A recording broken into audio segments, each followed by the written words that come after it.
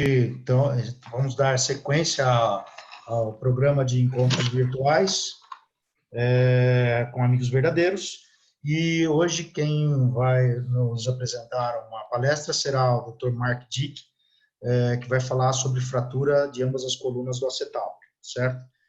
Dr. Mark é mestre em cirurgia pela PUC do Paraná, membro do grupo do quadril do Hospital Cajuru e do Hospital Marcelino Champagnat, e ex-presidente da Regional Paraná da SBQ. Quero lembrar que vão ser enviadas questões pelo Telegram, por favor, então, peço para respondê-las, Nelson Fran, e serão comentadas durante a aula. Estou vendo certo? a aula aí, entrou meu N Fran lá. Ok, doutor Nelson. Tá. Então, já localizamos. E aí, Mark, é com você, por favor. Vocês estão me ouvindo aí? Sim. Ah, então tá bom, tudo bem, acabou. Então, Mark, por favor, então, dê início aí. E conforme vai tendo aqui a resposta das perguntas, eu vou te avisando, tá ok? Ok. Então, senhores, senhoras, uma boa noite a todos. Aí agradeço o convite de poder estar de casa, né? Ultimamente estamos todos nós falando sempre de casa, da nossa experiência, dos pensamentos que o grupo do quadril aqui do Hospital Universitário Cajuru pode compartilhar com todos. Então, foi pedido para falar de fratura do acetábulo. E dentro, né, do universo de fraturas do acetábulo, eu resolvi escolher talvez um dos temas um pouco mais assim empolgantes.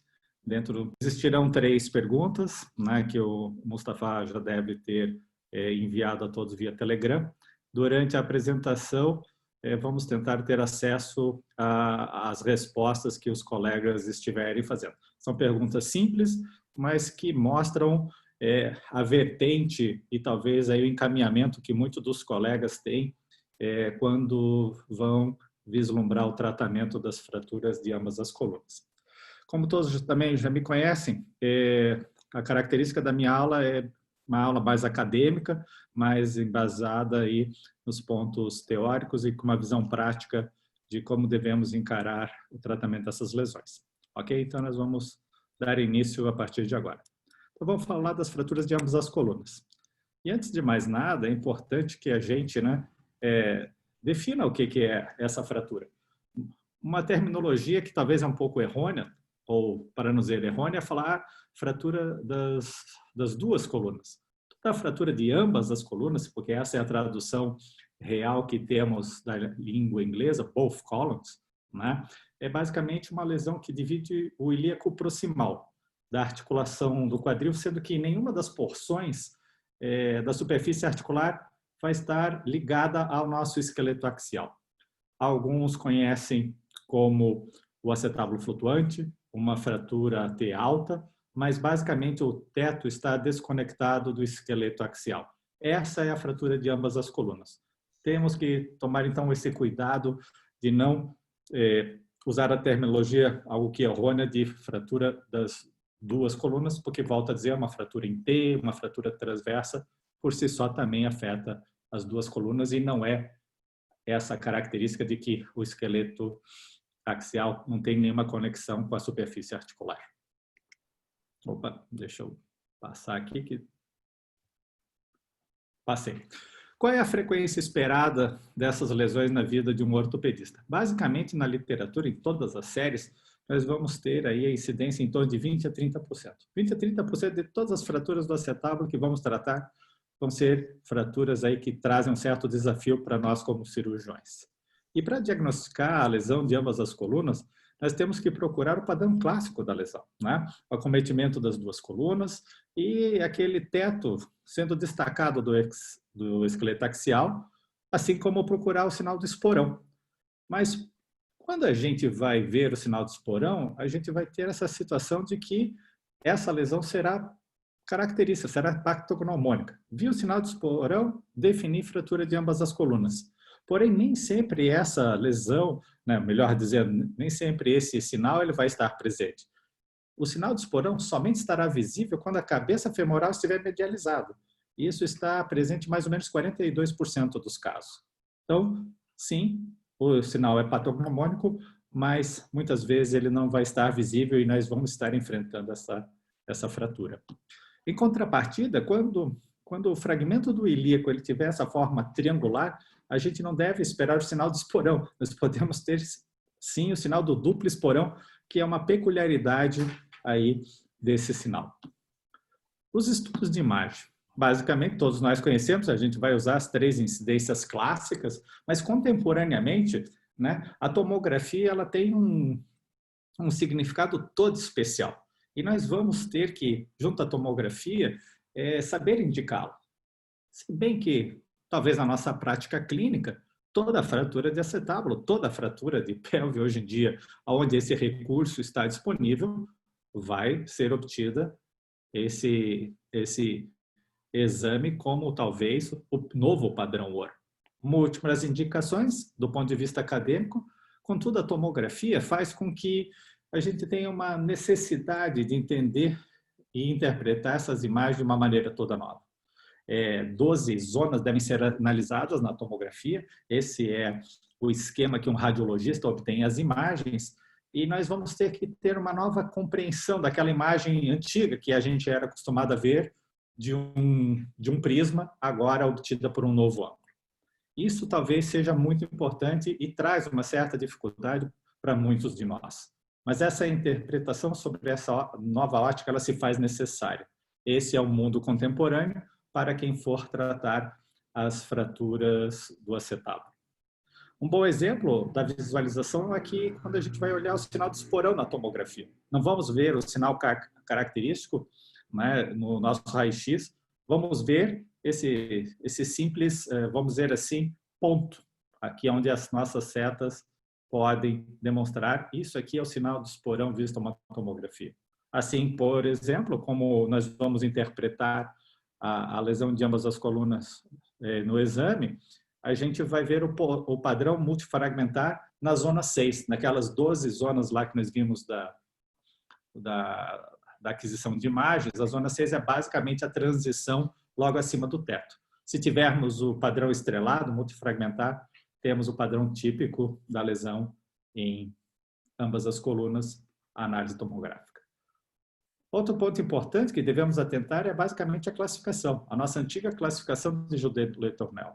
E isso é um ponto crítico, pois se classificarmos adequadamente, isso significa selecionar a melhor via de acesso, significa melhorar as possibilidades de uma redução adequada, classificar adequadamente representa talvez alterar a tática cirúrgica para o tratamento dessas lesões.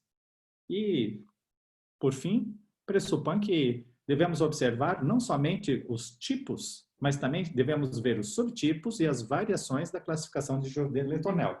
E, basicamente, existem 3 variações: a alta, também conhecida baixa, e a sacroiliaca. Temos que observar essas variações, porque dependendo da variação que tivermos à frente, o tratamento vai ter suas nuances, suas características. O padrão mais comum dos 2 subtipos anteriores são aqueles padrões onde o traço ele sobe, ou na verdade se inicia, né, com uma extensão na crista ilíaca. E esse subtipo deve determinar basicamente a via de acesso, as vias anteriores, né, seja a ilioguinal, seja a distopar com a vertente de Ehrheims. Outro tipo de variante é aquela que vai com extensão, tá certo? Opa, desculpe-me. Vai com extensão, articulação sacroiliaca. Essas com extensão sacroiliaca, se você não diagnosticar, a sua via de acesso talvez não seja a melhor selecionada, porque talvez uma via ilio-femoral estendida se faça necessário para quem conseguir dominar essa técnica, ou principalmente já se deve se considerar uma dupla via. Então, a variante com extensão sacroiliaca, como eu falo, ela define talvez uma via de duplo acesso ou uma via de acesso ilio-femoral. Porém, existe uma discussão emergente de qual seria a melhor via de acesso. A ilioinguinal, a distopa modificada, né? A literatura hoje em dia é muito farta em tentar definir qual a melhor via de acesso, com algumas diferenças entre elas, o estopal, o ilioinguinal, mas basicamente essa aí é uma grande controvérsia que se tem na literatura nos últimos anos. Talvez agora, se pudesse, Mustafa, ter acesso a uma primeira resposta do quiz, já é possível? Sim. Qual que é a via anterior de eleição para o tratamento da fratura de ambas as colunas? 78% ilinguinal, 22% estopar rives modificada com a primeira janela da ilinguinal, certo? Tá? Obrigado. Então, o tratamento cirúrgico, 97% são a favor de tratar a fratura do acetábulo com desvio, tá certo? De maneira cirúrgica, em pacientes sem comorbidades e idade abaixo de 65 anos, tá? Né? Ok, obrigado. Bem, senhores, então vocês veem que praticamente 2/3 aí dos nossos colegas que estão a nós conectados agora na vídeo, realmente acreditam que o tratamento cirúrgico é o tratamento premente para o tratamento das fraturas de acetábulo, assim como o uso da via ilinguinal. Mas não se pode deixar de observar que realmente a via de estopar, ela começa cada vez a ser mais difundida e ela tem algumas características que talvez representem algumas vantagens sobre a tradicional via ilinguinal de Judée-Letournel. Mas é certo, né, senhores e senhoras, que essas lesões necessitam de planejamento, elas necessitam de infraestrutura e muita experiência para que se ocorram os bons resultados. Isso é muito discutido na literatura, porque existe uma tendência de achar que essas lesões não devam ser operadas por cirurgiões inexperientes ou em centros de tratamento, né, ou de politrauma que não tenham a ideal condição para se trazer as melhores condições de desfecho. O tratamento cirúrgico, por óbvio, é complexo e os princípios clássicos devem ser sempre respeitados para garantir os melhores resultados. Não podemos ter equívocos quando enfrentarmos uma fratura dessa complexidade. E a tática da abordagem dessa lesão já é muito bem descrita na literatura, diversos cursos, diversos livros, textos, ou realmente a experiência de alguns colegas aí podem sempre nos agregar muito no tratamento dessas lesões. Com relação ao timing de intervenção, quando operar? É um conceito talvez um pouco mais antigo, era de que não deveríamos operar essas fraturas de maneira extremamente precoce, porque elas gerariam sangramentos. A literatura já não consegue mais nos trazer suporte a isso. Podemos operar, sim, esses pacientes de uma maneira mais precoce, as fraturas de complexidade. E não devemos ultrapassar os 5 dias para realizar esses tipos de intervenção, porque ao ultrapassar, resultados pobres com relação à qualidade de redução já serão infelizmente enfrentados, quanto mais se formos aí ao prazo de 15 dias, aonde além dos resultados insatisfatórios, teremos uma dificuldade técnica e um número extremamente maior de complicações a serem vivenciadas. Então, se possível, né, preconiza-se a intervenção precoce das fraturas complexas. As fraturas elementares, talvez, né, postergar até 15 dias seja plausível, mantendo ainda essa estatística de bons resultados. Operar tardiamente. Vale a pena para as fraturas negligenciadas? Essa é uma outra questão que a literatura traz. Sim, né, como eu falei, as fraturas elementares, talvez a osteossíntese, mesmo tardia, tem seu lugar. Porém, para as fraturas complexas, como se enquadra a fratura de ambas as colunas, talvez o uso da artroplastia imediata, quando negligenciamos esse tratamento já de início, deve ser nossa melhor opção. E se formos tentar, mesmo assim, o uso da osteossíntese, com certeza devemos cogitar o uso das duplas vias. Planejamento pré-operatório sempre é necessário, o setup da sala é muito importante, temos que estar preparados para diversos planos de contingência, muitas vezes até com algum tipo de equipe de suporte, em especial algum colega da cirurgia vascular. Treinar é preciso, não recomendo nenhum colega, com certeza, se aventurar numa fratura de ambas as colunas sem ter aí algum colega um pouco mais experiente, ou realmente recurso de infraestrutura disponível. Temos que treinar muito bem as técnicas e táticas, em especial de redução e fixação, sempre levando em consideração que na vida real será muito mais difícil devido às partes moles. Sou bom e não sangra, e temos, infelizmente, aí uma rede vascular extremamente rica para lidar toda vez que formos operar, em especial quando tivermos a via inlinguinal. Se possível, materiais específicos, né? Todo mundo conhece já o arsenal de instrumentos, alguns clássicos ou outros um pouco mais modernos, como, por exemplo, a pinça colinear. A posição do paciente na mesa, eu utilizo mesa radiotransparente, existe a opção de mesas de tração, só que não são disponíveis na minha realidade. E na maior parte das vezes, quando eu vislumbro uma possível necessidade de uma dupla via, eu deixo o paciente solto, né, em decúbito lateral, para o que se chama o flip-flop. A minha via de acesso, eu ainda utilizo a via de acesso de eleição ilinguinal para a fratura de ambas as colunas. Casos de estopar, né, extremamente selecionados, eu consigo dominar basicamente essa lesão através da antiga via de Gedel-Luternel.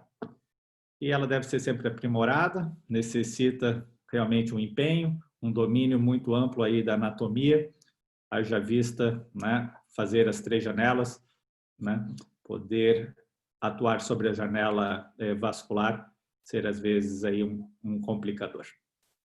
E sempre devemos observar, isso é uma situação importante, em decorrência de que muitas vezes já não estamos mais na linha de frente do trauma, algum outro colega já fez algum tipo de intervenção, como a colocação de fixadores externos, quando tivermos as fraturas combinadas com o anel pélvico, ou mesmo os traumas abdominais fechados, levando uma colostomia. E, de vez por outras, podemos ter que fazer aí uma correção de curso com relação à seleção de outra via, frente a uma colostomia, por exemplo. Aqui, Mustafa, eu peço aí para ver se nós conseguimos ter o resultado aí, talvez, do terceiro questionamento sobre congruência secundária. O que os nossos colegas acreditam de congruência secundária? Bom, então foi utilizada a terceira pergunta. Quem utiliza o critério de congruência secundária para o tratamento da fratura de ambas colunas do acetal? 19% utiliza para todos os casos. 54% utiliza apenas para pacientes idosos. E 27% não utiliza o critério. Só trata conservador apenas pacientes que não têm condições para realizar a cirurgia. Então, ou seja, utiliza o critério para pacientes idosos, certo? 55%. Perfeito. Bem, eu acho que é exatamente isso que podemos ter no nosso imaginário. A congruência secundária é um conceito clássico que, na descrição no livro do Letournel, realmente é uma situação específica da fratura de ambas as colunas. Alguns colegas extrapolam esse conceito para outras fraturas, mas o ideal é que realmente ele se atenha somente para a fratura de ambas. A literatura dá suporte a dizer que 25% de todas as fraturas de ambas as colunas poderiam ser elegíveis ao tratamento conservador, aplicando esse tipo de conceito.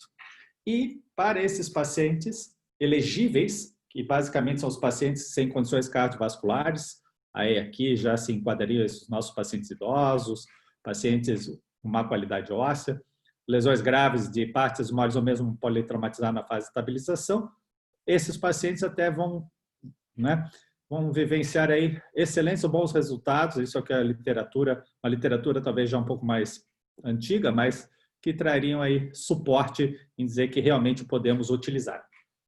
Haja vista 25%, talvez 20% a 25% dos casos são passíveis, a grande maioria é de tratamento cirúrgico. E vamos agora então falar um pouco aqui da tática cirúrgica.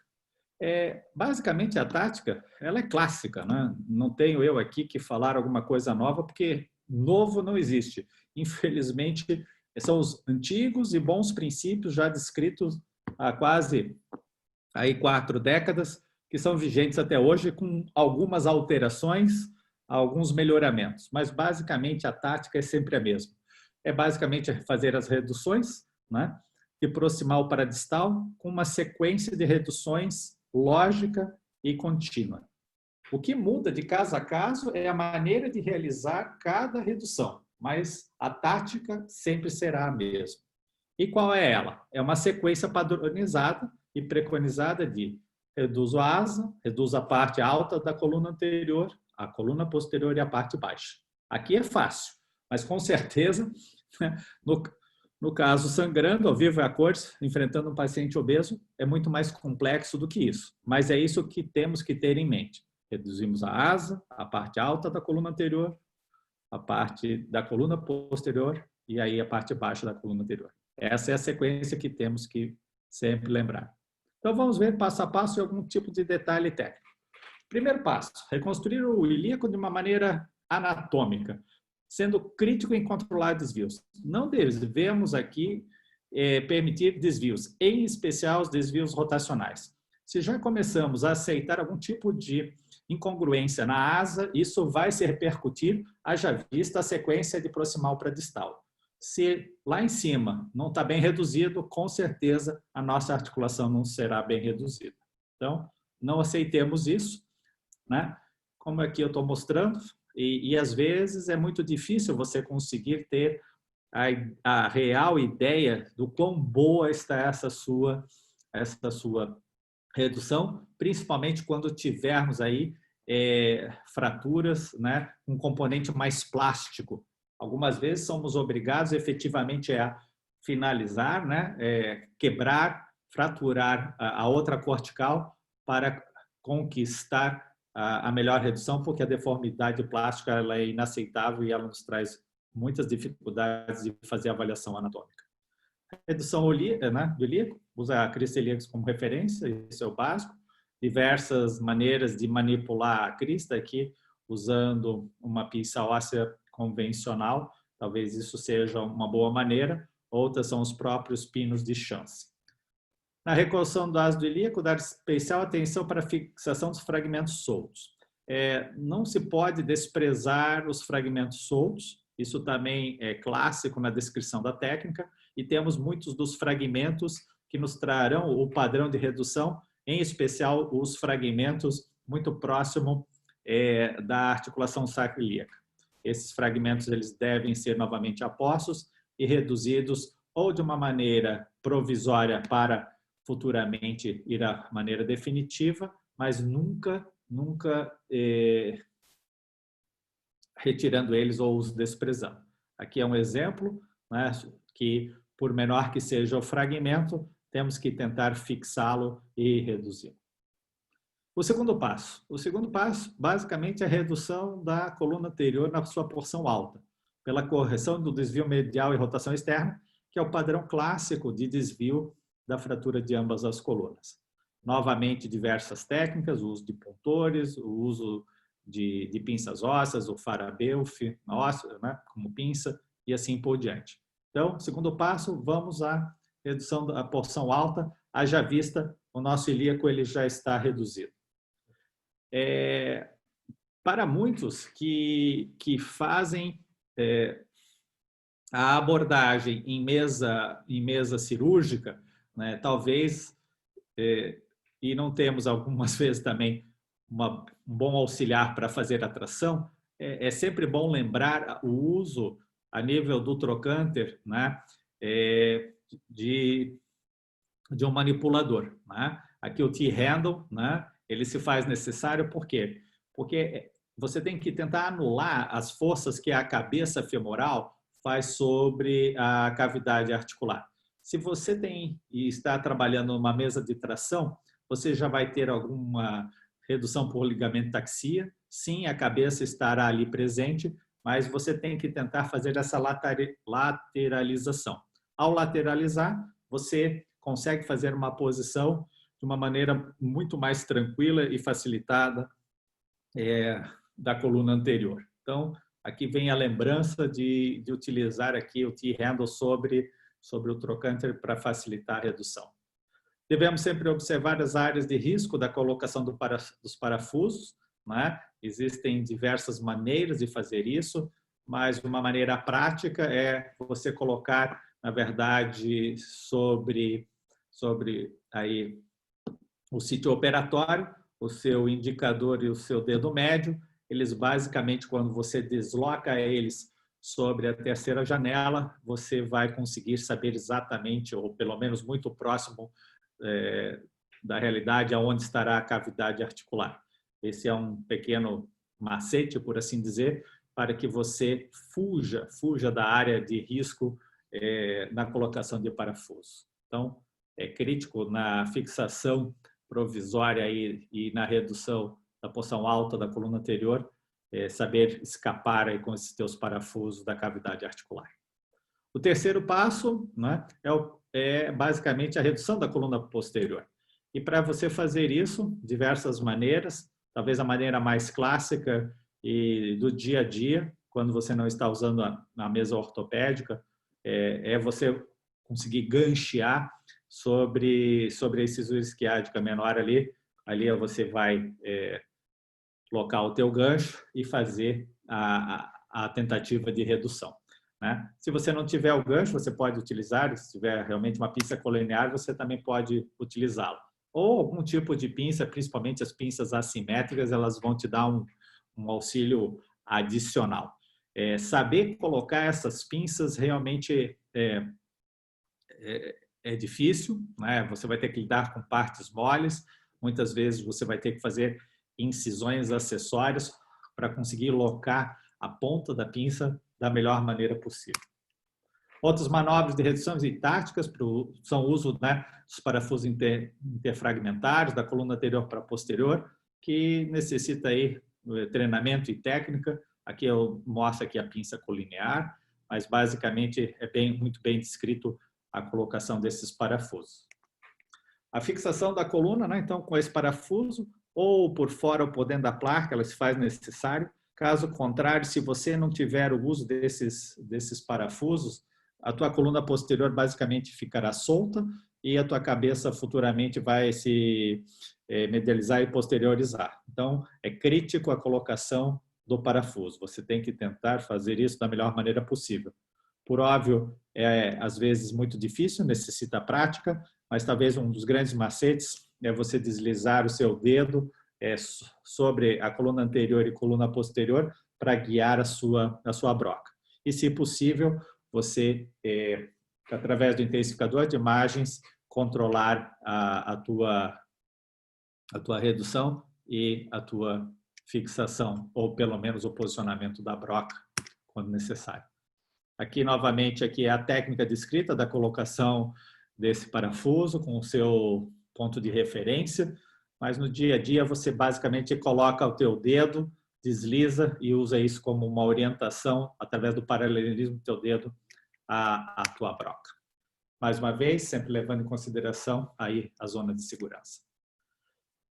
Como estabilizar a coluna posterior e a parede quando tivermos essa associação? Porque a associação de fratura de ambas as colunas com a fratura da parede posterior, ela é muito frequente. Bem, eu poderia já ter selecionado uma vilha ilifemoral já de início, mas eu vou ser bem sério, eu não tenho experiência, só treinei isso em cadáveres, a vilha femoral, e a minha experiência ou eu faço uma redução indireta, manipulando com ganchos, manipulando com fios de Kirchner, e uma pinça, né, fazendo novamente aquelas vias acessórias, ou, para quem não tem o domínio disso tudo, dessas técnicas indiretas e fixações percutâneas, com o uso de uma dupla via. Então, se você tiver uma fratura de parede posterior associada a todo esse padrão, talvez seja interessante você já imaginar que a dupla via será necessária, em especial quando a fratura da parede posterior ou da coluna for comínula. Outro ponto também que se discute hoje em dia é como estabilizar a lâmina quadrilátera. Isso pode ser feito por diversos métodos, temos já aí uma gama enorme de placas específicas para isso. porém a minha realidade, realmente eu não tenho acesso a essas placas, a minha realidade é quando necessário, realmente você usar uma placa em garra, a placa a gancho, para você tentar controlar esse fragmento. O quarto e último passo é a redução e fixação da coluna anterior baixa, né? Então, você está já ao final da cirurgia, são passos clássicos. E ela é obtida com a estabilização de uma placa no bordo da pelve verdadeira. Essa placa, na verdade, ela tem que ser muito bem moldada, porque se você submoldar, muitas vezes você vai gerar um desvio secundário, em especial se você não controlou muito bem a redução da tua coluna posterior. A minha realidade, não uso placas autobloqueantes de estabilidade angular, porque realmente elas não se fazem necessárias. Placas 3.5, né, de chamados pequenos fragmentos simples, DCP simples, são suficientes para a estabilização da grande maioria dessas lesões. Talvez para um paciente realmente de qualidade óssea não tão boa, né, com estoque ósseo realmente reduzido, você poderia selecionar outro tipo de placa, mas toda vez que você moldar, relembrando a todos, você vai perder a função da estabilização angular. E daí, a estabilização ela termina com a colocação dos parafusos complementares, trazendo aí a rigidez necessária ao sistema. Diversos pontos de atenção, né, que vão aumentar a dificuldade de se tratar uma fratura de ambas as colunas. Como eu falei, a cominição e o traço segmentar da coluna posterior, ou mesmo a fratura e a cominição da parede posterior. Traços incompletos e deformidades plásticas, isso eu salientei no começo, né? Muitas vezes você vai ter que completar a fratura do ilíaco para ter a melhor justaposição dos fragmentos. Traços com direção à articulação sacroiliaca devem ser observados, isso faz com que os colegas vão ter que ter a seleção de uma dupla via ou ilio-femoral. A cominição e os fragmentos soltos e diminutos do ilíaco, lembre, não pode menosprezá-los, você não pode deixá-los sem a sua redução. Pacientes obesos, por óbvio, vão ter uma grande dificuldade em decorrência da via ser selecionada. Talvez um estopar ou para casos selecionados aqui se faça necessário na dependência do padrão da fratura que estivermos à frente. Morel-Lavalle, né, as lesões de partes moles, isso tudo dificulta e muitas vezes pode fazer com que tenhamos que abortar o tratamento cirúrgico e realmente, se tivermos a congruência secundária, ir ao tratamento conservador. E alguns padrões atípicos de lesões que são descritos. Com relação ao prognóstico dessas lesões, a redução anatômica ela se faz necessária. Se formos operar, temos que tentar a redução anatômica.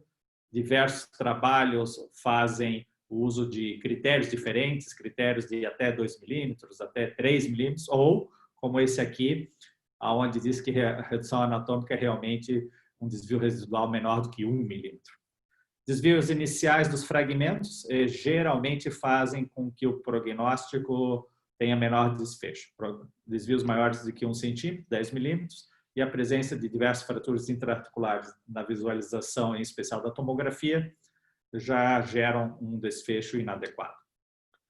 Esse trabalho aqui ele é de 2013, mas ele é interessante porque ele traz a situação de que a luxação da cabeça, lesões da cabeça propriamente dita ou lesões da superfície articular não mostram uma diferença significativa com relação aos resultados se você observar esses critérios de maneira individual. Mas se você utilizá-los de maneira combinada, associada, o risco de artrose pós-traumática realmente ele fica visível, né, com um P significativo. Então, é um trabalho bem interessante de se conhecer, mas talvez o trabalho aqui com relação a prognóstico e resultado, que mais traz os fatores, seja o trabalho aí publicado por Mata. Então, diversos critérios já vão trazer de entrada os resultados não tão promissores para as fraturas de ambas colunas. Esse aqui vamos dizer assim, é o que está relacionado não à fratura de acetábulo como um todo, mas o que representa uma fratura para ambas as colunas, aonde nós teríamos aí um mau resultado. Como mensagem para casa, eu traria o resumo. Temos que saber identificar a lesão e, para isso, temos que saber identificar, na verdade, os subtipos da classificação. Não adianta só dizer que é uma fratura de ambas as colunas, é muito mais complexo do que isso, porque a partir do momento que você subclassifica, você vai selecionar a via de acesso. E, querendo ou não, apesar da via de estopar ela ser aí uma via emergente nas suas indicações, temos que dominar muito bem uma. Acredito que temos que conhecer diversas, mas temos que ser realmente exímios em alguma, que seria aí a nossa via de eleição. Então, domine uma via de acesso. E, basicamente, lembre que a sequência de reduções é sempre a mesma. O que vai mudar é a maneira, as táticas, a nossa experiência em lidar com situações adversas, mas a sequência de reduções sempre será a mesma. Seria isso, senhores. Tentei fazer nos 40 minutos. Mustafa. Bom, parabéns pela aula, Mark. Várias pessoas estão te parabenizando aqui. O Fábio De Vito, o Marco Cury, o Dr. Nelson Franco, tá certo? E, basicamente,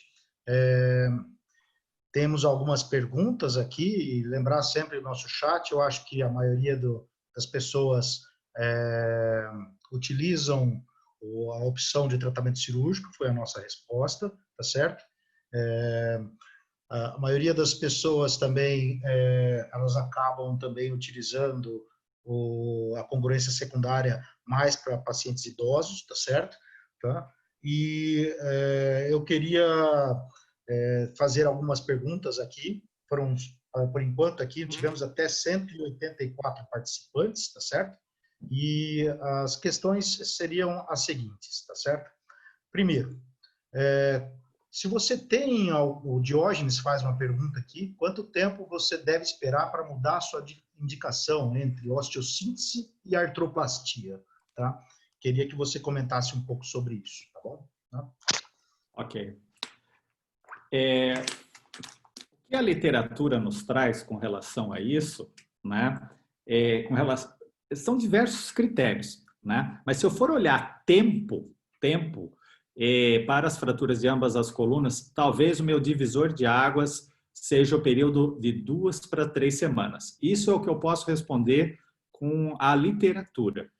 Se você espera mais do que 15 dias, os resultados com relação à qualidade de redução e o que você enfrenta de complicações como eventos trombóticos, lesões nervosas, lesões vasculares, faz com que muitas vezes você já migre para realmente o uso da artroplastia. Mas isso aí eu estou falando simplesmente o critério tempo, né? Porque você deve assumir outros tipos de critérios na busca, obviamente, de fazer indicação da artroplastia ou não, como, por exemplo, qualidade óssea, grau de comunição, etc, etc, etc. Mas com relação a tempo, eu acho que seria isso. Não sei se meus outros colegas podem agregar, eu acho que temos diversos panelistas. Eu também gostaria de ouvir aí a opinião dos colegas. Não sei se você permite isso, Mustafa. Claro, eu acho que sim. Nós temos alguns colegas aqui que estão aqui. Eu acho que gostaria de ouvir a opinião. Mark Giordano, o que você teria a falar? Eu costumo utilizar o critério de artroplastia mais mesmo quando você tem alguns critérios de mau prognóstico, tipo lesão da cabeça, lesão condral, uma impactação do teto acetabular muito grande, tá certo? E pacientes idosos, assim, que a gente percebe que acabamos tendo que utilizar, em alguns casos, já partir para a artroplastia. E se tiver muito tempo, o que me guia é a condição da cabeça. Né? Gostaria da opinião aqui do Marcos Giordano e depois do Dr. Nelson Franco. Tá? Em primeiro lugar, meus parabéns, Mark, por excelente apresentação, bem didática, com imagens excelentes. Parabéns, meu amigo, foi muito bem. Bom, eu também concordo com vocês, concordo com o Mustafa. É claro que a gente tem que levar em consideração outros aspectos. E, especificamente, para ser direto, falar a questão do tempo, que foi a pergunta do Diógenes, eu concordo com você, Mark. Eu acho que o meu limite, normalmente, sempre que eu faço uma via mais anterior, ilinguinal, estopar, são 3 semanas. Porque a gente sabe que depois de 3 semanas, até porque a redução articular é uma redução indireta nas abordagens anteriores. Então, isso foi um conceito que a gente aprendeu com o próprio Letournel. Então, depois de 3 semanas, você fazer as abordagens mais anteriores é muito mais complicado para você conseguir a redução articular anatômica, porque a redução da fratura do acetábulo tem que ser fio de cabelo. Então, normalmente esse é meu limite também, Mark, eu concordo contigo. Doutor Nelson, gostaria de falar algo? Doutor Nelson, que faz bastante, costuma fazer bastante artroplastia na fratura do acetábulo, alguma coisa diferente que gostaria de acrescentar? Consegue ligar o seu microfone, doutor Nelson? Ligue o seu microfone, por favor. É claro que a gente tem que tentar operar essas fraturas o quanto antes, né? Não vai esperar também para operar, mas passou de 3 semanas, fica meio complicado. Praticamente é uma reconstrução, né? Mustafa, por favor, caiu a conexão. Eu queria saber qual foi a pergunta que foi feita aí. A pergunta é: quanto tempo você muda de opinião, tá? Entre partir para uma osteossíntese e uma artroplastia do quadril, uma fratura por dupla coluna, tá bom? Bom, eu tenho sempre comigo alguns critérios para já fazer a redução e fixação mais a artroplastia num tempo só. Depois que eu li um trabalho da US National Academy de Trauma, nos Estados Unidos, que eles fizeram um levantamento de 6.000 e poucas fraturas, surpreendentemente, 17% acometeram pacientes idosos. Idosos que eles recomendam acima com 60 anos em diante, não é? E que essas fraturas foram causadas por traumas de baixa energia, quedas acidentais, etc. Então, aí houve já uma indicação de se fazer uma artroplastia primariamente, junto com a redução e fixação. O que eu tenho observado com muito cuidado, de alguns anos para cá, uns 10 anos para cá, é fazer uma análise muito cuidadosa da situação da cabeça femoral. Muitas vezes uma fratura inocente, que você pode pensar que seja inocente, a hora que você vai abordar tem tremendas lesões condrais. Então, seguindo até os princípios do Joel Mata, que conversamos com ele, hoje em dia, por exemplo, fratura com 3 semanas, fraturas complexas, eu estou dizendo, né? Você pensar em fazer abordagem cirúrgica, dupla via ilinguinal, qual vai ser o resultado dessa sua cirurgia? Sempre vai deixar a desejar. Então, hoje eu estou assim adepto a, em situações como essas, já fazer a artroplastia mais a redução no primeiro tempo. Bom, a próxima pergunta aqui vem do Dr. Luiz Henrique Penteado, tá? Nosso colega lá de Passo Fundo e membro da Comissão de Trauma também. Ele pergunta quais os casos você muda para estopar a sua abordagem, Mark? Ok. Eu realmente vou ser bem sério, eu não tenho muita experiência em estopar, ok? Foram muito poucos casos, né? Porque eu tentei sempre lidar com a via ilinguinal.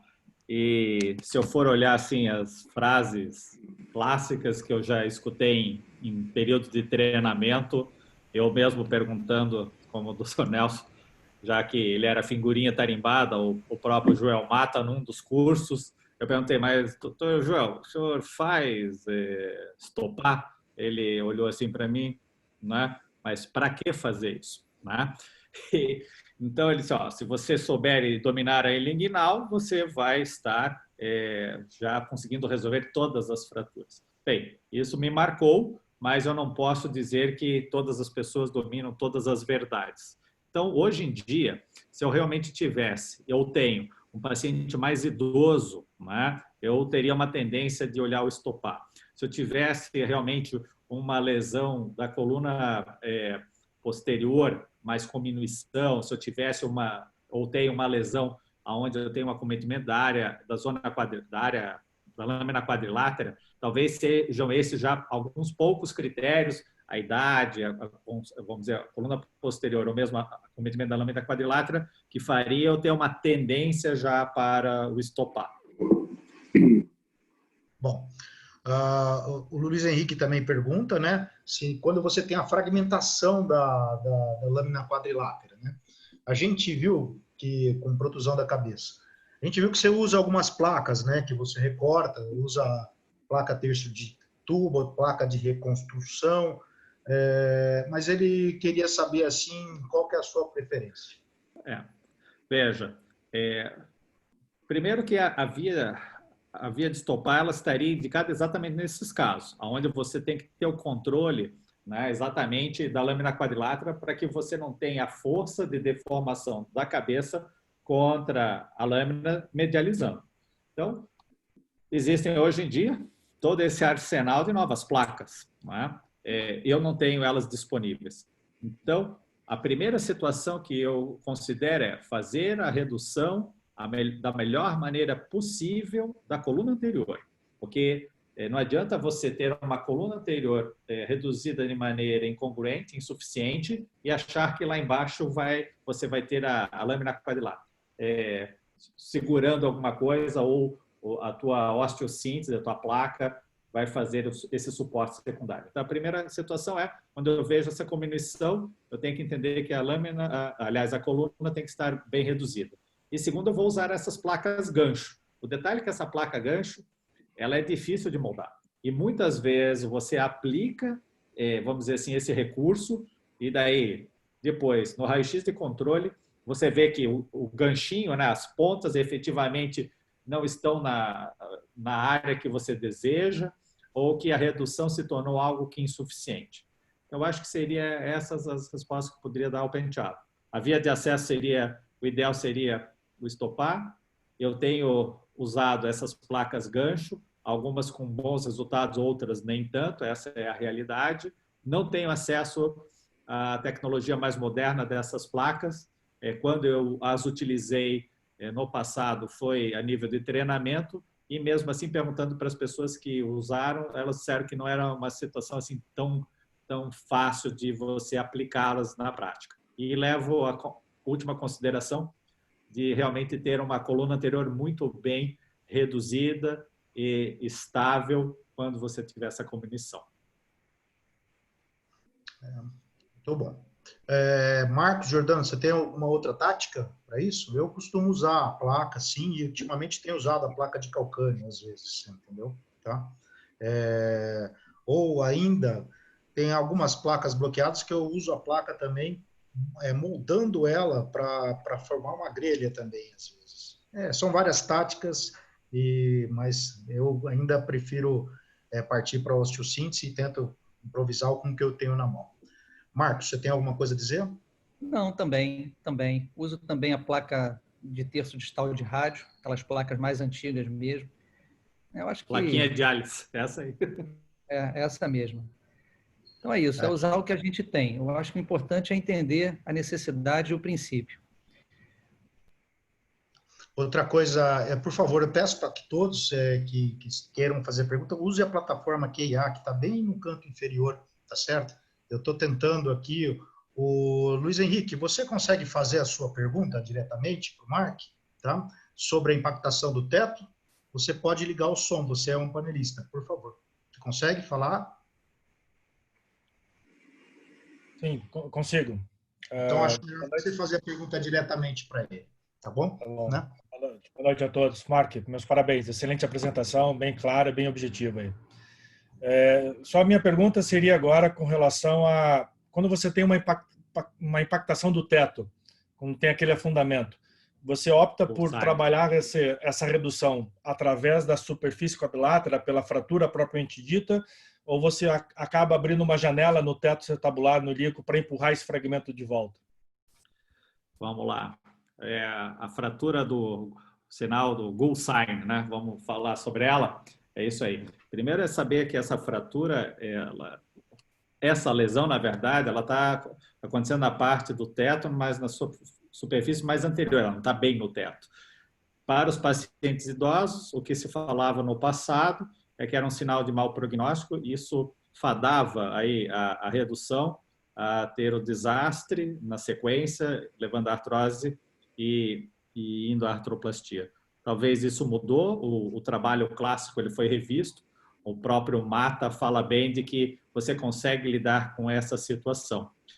A minha experiência, quando eu lidei, e foi basicamente em pacientes mais jovens, os poucos casos que eu consegui, eu fiz o trapdoor. Eu realmente entrei pela asa, fiz o trapdoor com um pequeno formão, e aí realmente você precisa ter a radioscopia, né, porque você tem que saber exatamente onde você está. Aí um impactor de enxerto eu consegui baixar um pouquinho, tirei enxerto da asa, recoloquei ali. Mas não é só você fazer tudo isso, né? Não é só você reduzir. Você vai ter que colocar um parafuso para fixar. E aí que está o problema. Colocar esse parafuso, na teoria, é fácil. E mesmo quando você pergunta para os mais experientes, e aí, mas qual é que foi a tua, né, o teu ponto de referência? Eles basicamente ficam tentando para ver exatamente, esse aqui ficou bom, nem que você faça uma grelha. Mas o ideal é que você, além de reduzir, coloque o parafuso. Talvez o mais difícil é colocar esse parafuso da maneira ideal para que ele sustente o teu enxerto e a redução aí da superfície articular. Não sei se eu consegui te responder. Eu fui sincero, né? Essa é a resposta que eu queria. Eu também, esse tipo de impacção, para mim, também é uma indicação de abordagem por estopar, porque a mim me parece muito mais fácil você colocar esse parafuso tipo grelha de medial para lateral do que pela asa do ilíaco. A inclinação do parafuso nunca é fácil para sustentar essa impacção. Esse parafuso é importante, mas pela abordagem lignal ele fica mais complicado de colocar. Sim. Mas perfeito, a resposta era isso que eu queria mesmo. Obrigado. Bom, mas, Marco, então, agora eu tenho alguns questionamentos sobre a dupla abordagem, né? Quando que você utiliza, quando que você fala, olha, eu vou utilizar a dupla abordagem. O Alex fala um pouco sobre isso e tem várias pessoas perguntando. Como é que você acaba lançando mão da dupla abordagem? Tempo único, 2 tempos, como que você faz? Então, tudo é uma questão na linha do tempo, né? Na linha do tempo, há alguns anos atrás, muitas vezes, numa fratura em ambas as colunas, talvez fizéssemos a abordagem em tempos distintos, anestesias distintas, né? Hoje faz a abordagem anterior e daí, dias depois, com o paciente novamente algo que estabilizado, a segunda via. A minha visão atual se eu identifico uma lesão onde eu cogite, né, já de imediato, a dupla via, ela será feita no mesmo procedimento anestésico, então no mesmo tempo.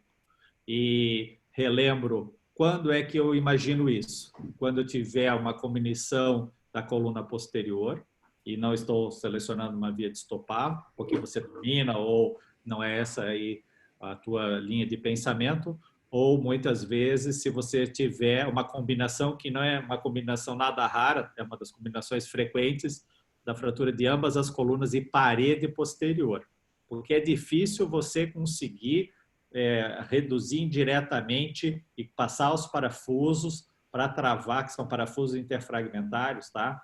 Essa parede posterior. Então, ali você já teria que estar preparado. No meu dia a dia, toda a fratura de ambas as colunas, eu acho que eu não lembro uma fratura de ambas colunas que a gente não entrou já com o paciente na posição de flip-flop, né? Porque você nunca sabe, às vezes é muito difícil você conseguir manipular o fragmento da coluna posterior e você vai querer pelo menos colocar o teu dedo lá por trás.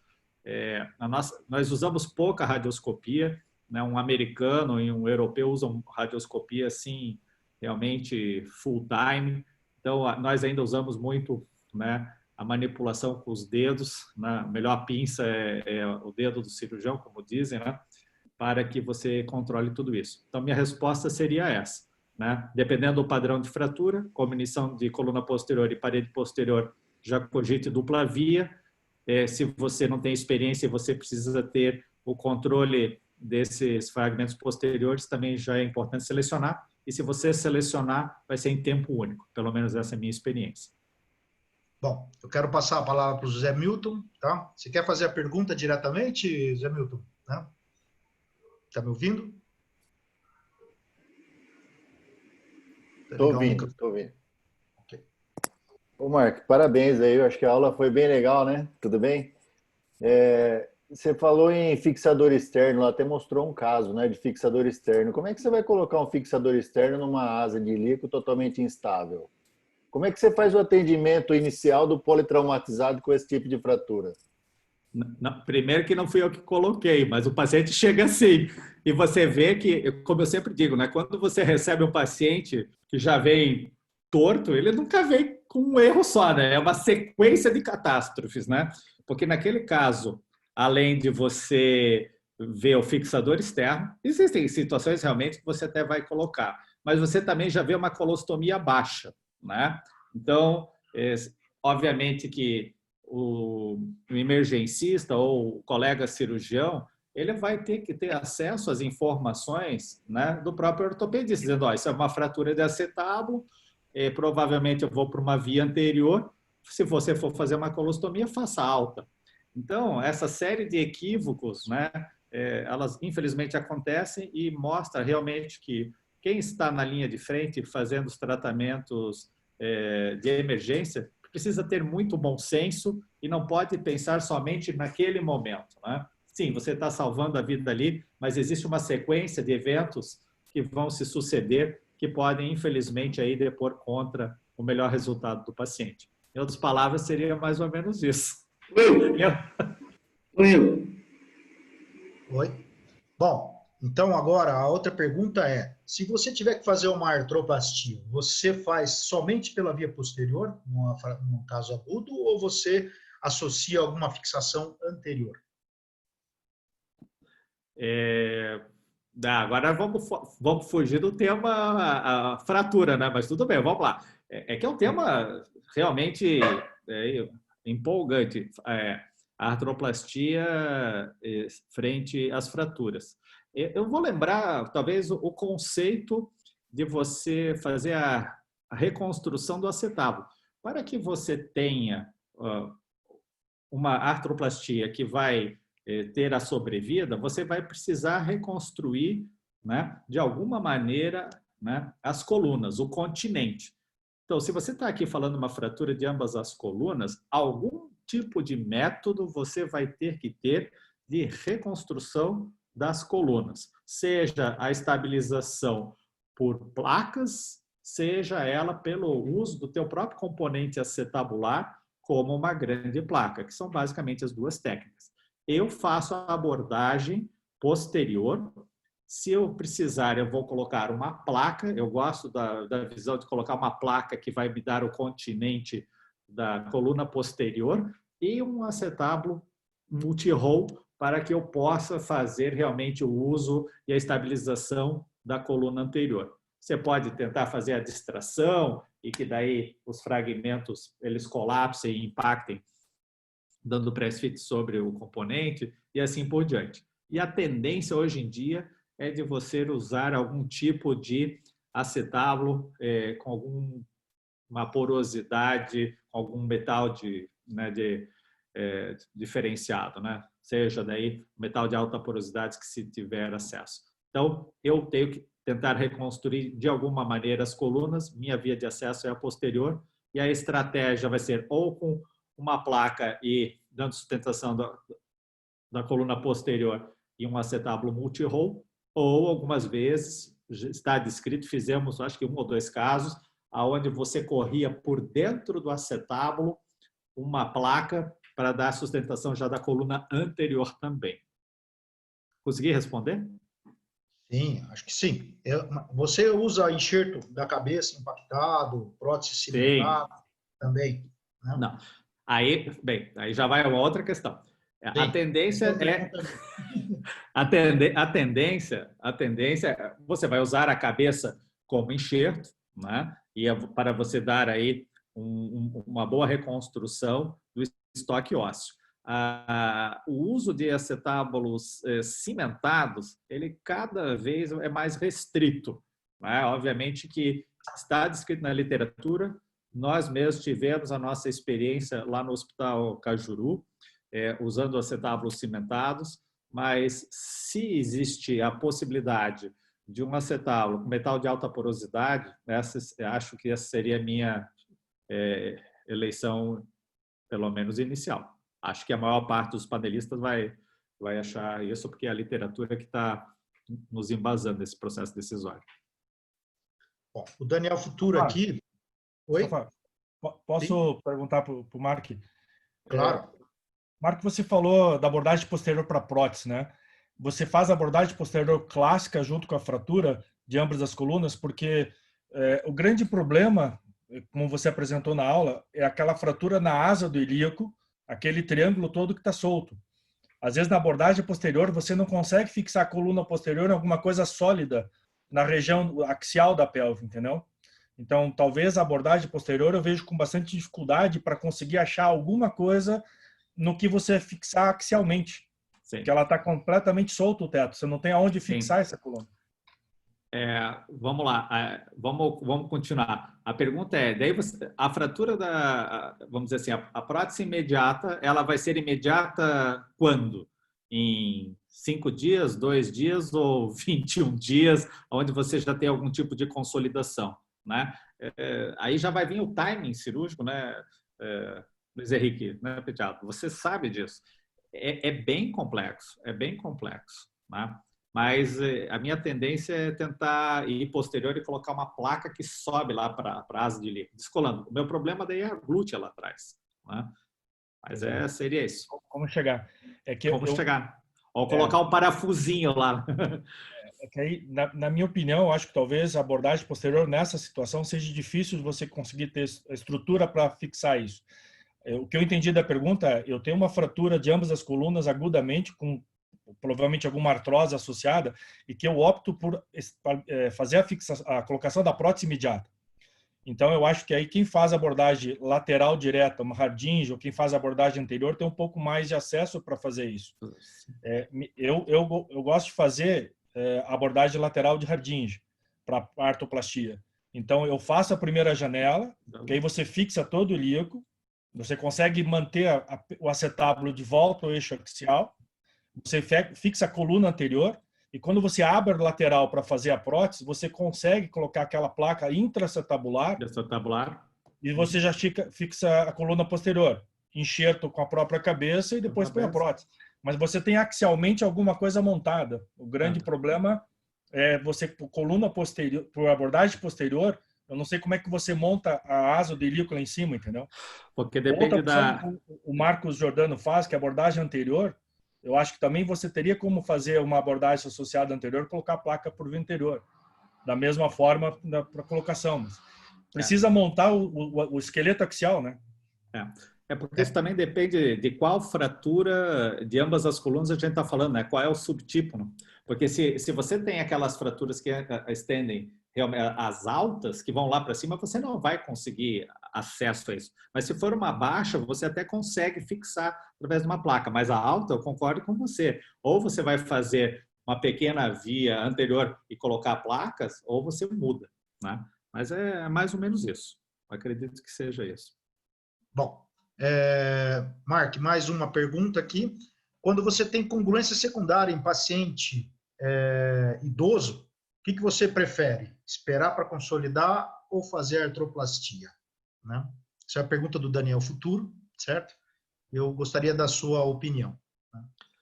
Eu acho que aqui não vai ter resposta fácil. Eu acho que cada panelista vai trazer a sua opinião. Aqui não é mais medicina baseada em evidência, as evidências eu coloquei, não existe muita literatura sobre isso.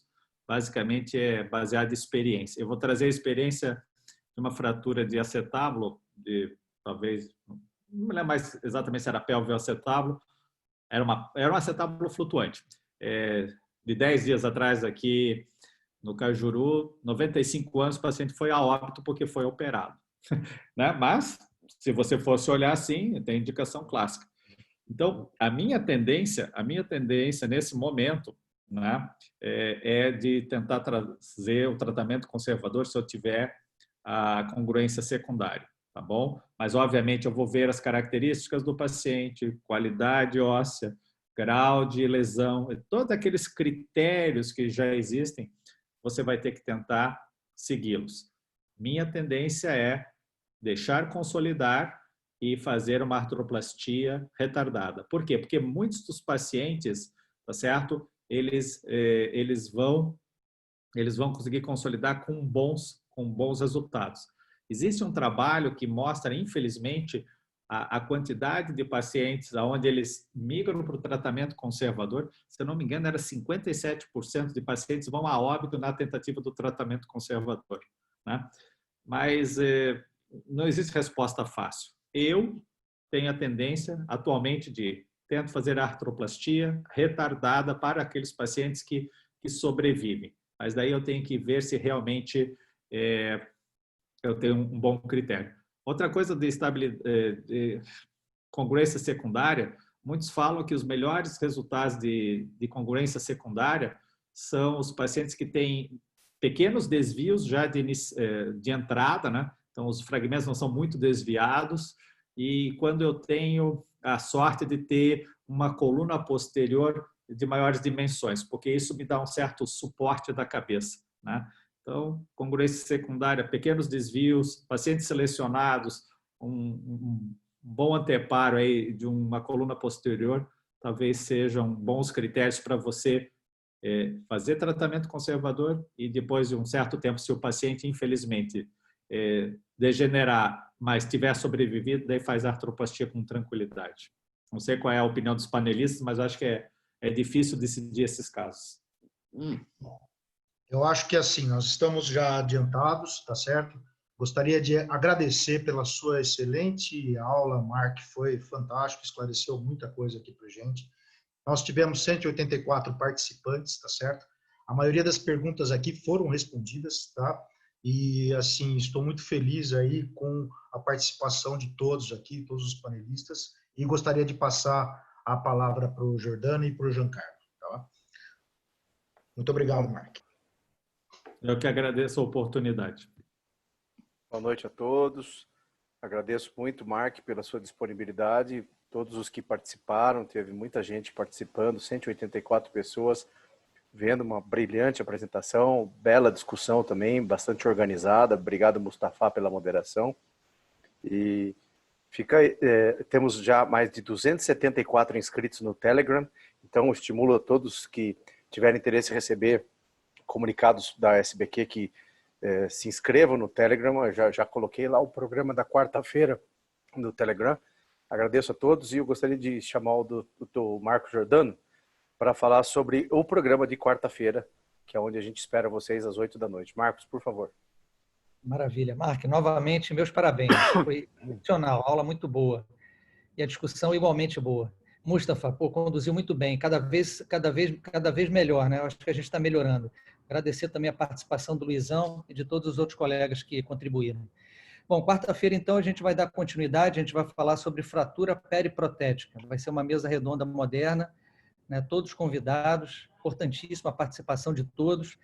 Quem vai ser o moderador vai ser o nosso amigo de Minas, de Juiz de Fora, o Eumano Loures, e vai contar com a participação do Berlier, do Rio, do Cristiano Diesel, do Sul, do Rio Grande do Sul, do Ernesto Gama, de Brasília, do nosso amigo, nosso professor Nelson Franco, comandante maior de todas as forças, e do Takeshi Chikude, de São Paulo. Então vai ser uma mesa muito interessante. Mark, espero contar com a tua participação também, meu amigo. Tá? Forte abraço a todos. Até quarta. Boa noite a todos. Tchau, tchau. Grande abraço. Até logo. Boa noite a todos.